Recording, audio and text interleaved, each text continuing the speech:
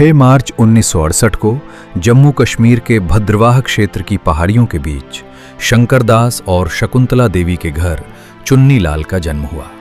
एक साधारण किसान परिवार में पले बढ़े चुन्नीलाल को बचपन से ही इस कठोर वातावरण ने फौलादी शरीर दिया था।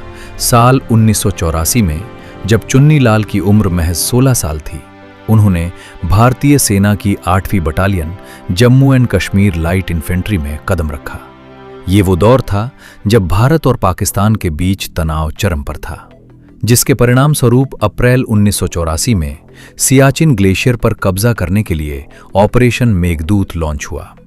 चुन्नीलाल की शुरुआती ट्रेनिंग शांति के दिनों की नहीं थी, बल्कि ये अत्यधिक ऊंचाई और शून्य से नीचे के तापमान में युद्ध लड़ने की एक बेहद कठोर और आपातकालीन तैयारी थी।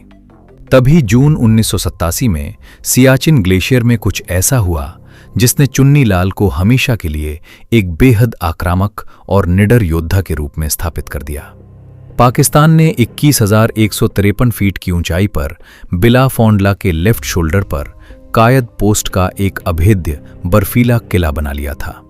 इसके दोनों तरफ 457 मीटर की सीधी बर्फीली दीवारें थीं। इस ऊंचाई से पाकिस्तानी सेना को पूरे ग्लेशियर का 360 डिग्री नजारा मिलता था, जिसका फायदा उठाकर उन्होंने नीचे स्थित भारत की सोनम पोस्ट पर स्नाइपर और तोपों से हमला कर कई भारतीय सैनिकों को शहीद कर दिया था। इस खौफनाक खतरे को खत्म करने के लिए भारतीय सेना ने ऑपरेशन राजीव को मंजूरी दी। 21,153 फीट पर स्थित दुश्मन के बेस को जीतना सैन्य रणनीतिकारों की नजरों में नामुमकिन के बराबर था। -50 डिग्री से भी कम तापमान, ऑक्सीजन की भारी कमी और अंधी कर देने वाली बर्फीली आंधियों के बीच मेजर वरिंदर सिंह के नेतृत्व में एक विशेष टुकड़ी बनाई गई। इसी आत्मघाती मिशन के लिए 19 साल के सिपाही चुन्नीलाल ने स्वेच्छा से स्वीकृति दी और 26 जून 1987 को दुश्मन की नजरों से बचते हुए टीम एक अज्ञात रास्ते से रेंगते हुए आगे बढ़ी। अंतिम बाधा थी 457 मीटर की सीधी बर्फीली दीवार, और यहीं सिपाही चुन्नीलाल ने दुश्मन की भारी गोलाबारी के बीच उस खड़ी बर्फीली दीवार पर चढ़कर दुश्मन के किले में घुसते ही आमने सामने की खूंखार लड़ाई शुरू कर दी। भयंकर दबाव के बीच चुन्नीलाल ने एक हैंड ग्रेनेड निकाला और फटने से ठीक 2 सेकंड पहले उसे पाकिस्तानी बंकर में फेंक दिया।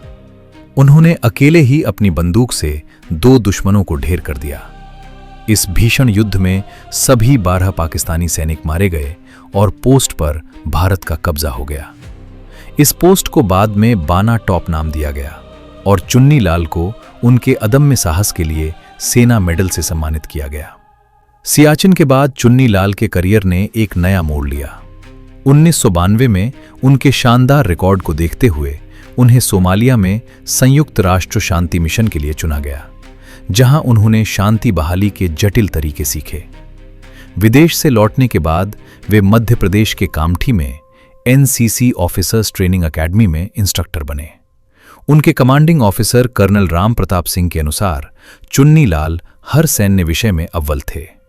नए कैडेट्स को ट्रेनिंग देने के इसी अनुभव ने उन्हें भविष्य की कमान संभालने के लिए तैयार किया। साल 1999 में जब कारगिल युद्ध चल रहा था, चुन्नीलाल हवलदार के रूप में पुंछ सेक्टर में एक फॉरवर्ड पोस्ट के कमांडर थे। जब पाकिस्तानी सेना ने उनकी पोस्ट पर अचानक हमला किया, तो हवलदार चुन्नीलाल ने विचलित हुए बिना अपनी छोटी सी टुकड़ी के साथ ऐसा अभेद्य चक्रव्यूह बनाया कि दुश्मन के 12 घुसपैठिए मारे गए। इस वीरता के लिए उन्हें 24 अगस्त 2000 को वीर चक्र से सम्मानित किया गया। इसके बाद 2006 में सूडान में शांति मिशन के दौरान भी उनके नेतृत्व के लिए उनकी यूनिट को UN प्रशस्ति पत्र मिला। 21 जून 2007 को उनके विशाल अनुभव और बेदाग सेवा को देखते हुए भारतीय सेना ने उन्हें नायब सूबेदार के पद पर प्रमोट किया। लेकिन प्रमोशन के ठीक 3 दिन बाद 24 जून 2007 की रात कुपवाड़ा सेक्टर में नियंत्रण रेखा पर 14,000 फीट की ऊंचाई पर उनकी अंतिम परीक्षा का समय आया। शून्य से नीचे तापमान और घने कोहरे में जब देखने की क्षमता महज 5 मीटर रह गई थी, नायब सूबेदार चुन्नीलाल ने कुछ संदिग्ध हरकत महसूस की। भारी हथियारों से लैस आतंकी सीमा में घुसने की कोशिश कर रहे थे। चुन्नीलाल ने तुरंत अपनी टीम के साथ उन्हें घेर लिया। मोर्चे से नेतृत्व करते हुए उन्होंने 2 आतंकियों को करीब से मार गिराया। तभी आतंकियों के जवाबी हमले में 2 भारतीय जवान किल जोन में फंस गए। अपने जवानों को बचाने के लिए चुन्नीलाल अपनी जान की परवाह किए बिना दुश्मन की गोलियों के बीच कूद पड़े। उन्होंने अपने दोनों जवानों को सुरक्षित निकाला और एक तीसरे आतंकी को भी मार गिराया। मगर इस दौरान दुश्मन की कई गोलियां उनके पेट और निचले हिस्से को चीरती हुई निकल गईं। अत्यधिक खून बहने और असहनीय दर्द के बावजूद इस शूरवीर ने पीछे हटने से मना कर दिया। उन्होंने चट्टान की आड़ लेकर लगातार फायरिंग जारी रखी और आतंकियों को भागने का मौका नहीं दिया।